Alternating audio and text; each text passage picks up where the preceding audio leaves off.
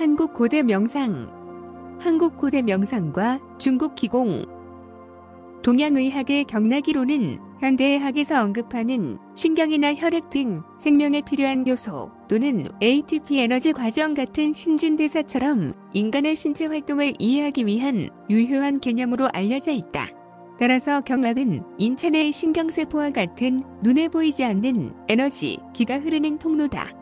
한국 고대 명상과 중국 기공의 초기 수행은 우주의 에너지, 기를 근간으로 하는 것은 서로가 비슷하다. 하지만 중국의 기공은 기를 형상으로 하는 일종의 자기 체면과 같다. 의식을 동원하여 인체의 전면부의 인맥과 후면부의 중앙에 분포되어 있는 독맥을 주찬하여 단전의 기를 모은다. 그것을 이를 주찬하는 것을 소주찬이라 명하고 하루 한 번 의식을 활용하여 300번 의무적으로 주찬함으로써 단을 만든다. 이것을 3년 유포라 하며 일고 출신한다. 출신은 내 몸과 유사한 기의 덩어리를 밖으로 내보내어 신통 변화를 일으키는 것을 말한다. 중국 기공은 자기 체면과 비슷한 접신된 무속 에너지와 같으며 질병 치료가 대부분이다. 환자들은 약물이 아닌 기치료의 반응에 신비감을 느낄 수 있지만 결국에는 영적 에너지와 연결되어 빙의가 된다. 그러면 마귀 두목을 불러 마귀를 제압하는 것처럼 환자는 힘센 마귀, 마왕의 소속이 될 뿐이다. 하지만 한국 고대 명상, 선도는 기공부, 몸공부, 마음공부의 3박자를 기본으로 한다. 그래서 기공부는 하나의 방편에 불과하다. 건강한 몸에서 건강한 정신을 추구한다는 올림픽 정신을 대변할 뿐 아니라 더욱이 깨달음을 목표로 하는 것이 완전히 다르다.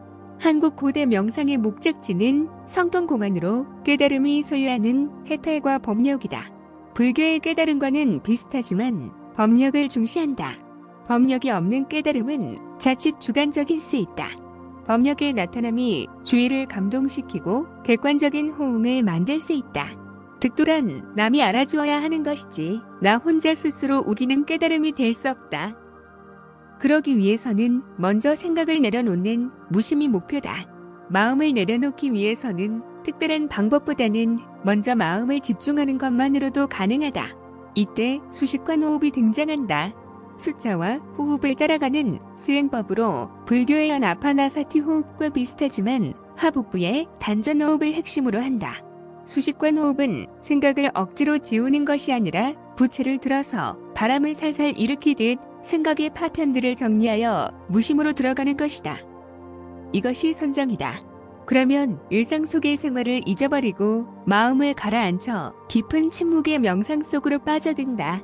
숫자와 호흡을 따라가다 보면 집중의 그 순간마다 인체의 신경세포와 같은 경혈의 움직임이 나타난다. 손바닥 중앙에 위치한 노궁혈에서 자력감과 함께 뜨거운 감이 교차하면서 경혈의 존재를 확실히 한다. 인체에 분포된 경혈의 막힘과 열림이 답답함과 시원함으로 나타나면서 마음의 눈, 관법이 등장한다. 관은 마음의 눈으로 지켜보는 것으로 의식의 작용이 아니라 의식의 통제에서 나타나는 현상이다. 불려나면 느낌이 먼저 나타나고 의식이 그 뒤를 따라간다는 표현이 맞는 것 같다. 관의 완성은 영육간에 맑음의 에너지를 만들며 경혈의 쾌혈을 주관한다. 특히 두정의 백회혈은 자가치료의 중심이 되는 원동력이다.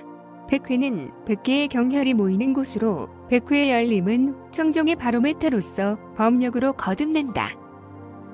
동양의학에서는 질병의 원인이 경혈의 막힘이다. 따라서 질병이 생기면 경혈이 막히고 어느 이유로부터 경혈이 막히면 질병이 발생한다. 하지만 질병의 대부분은 카르마에 의해서 발생한다. 현재의 식습관이나 환경에서 발생하는 질병 역시도 큰 의미로는 카르마다. 그 카르마는 우리가 알게 모르게 남에게 저지른 전생의 빚으로 영원히 이월되는 영혼의 블랙박스다.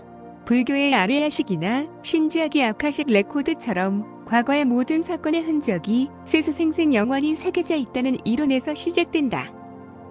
본인의 내성적인 성격이나 쉽게 화를 내거나 혹은 흔히들 가게의 유전으로 알고 있는 정신병이나 미숙아 문제 등등도 포함된다. 물론 세상의 모든 일이 각 본대로 정해져 있다면 우리는 숙명론자가 될 수 있다. 숙명론이란 모든 자연현상이나 인간사는 이미 정해진 운명이기 때문에 변경할 수 없다는 이론이다. 그러나 그렇지 않다. 우리에게는 자유의지가 있다. 탁자 위에 있는 물을 마시고 안 마시고는 본인의 의지다. 따라서 선한 공덕과 명상 수행을 통하여 지난 삶의 카르마를 소멸하여 영혼의 등급을 올릴 수 있다.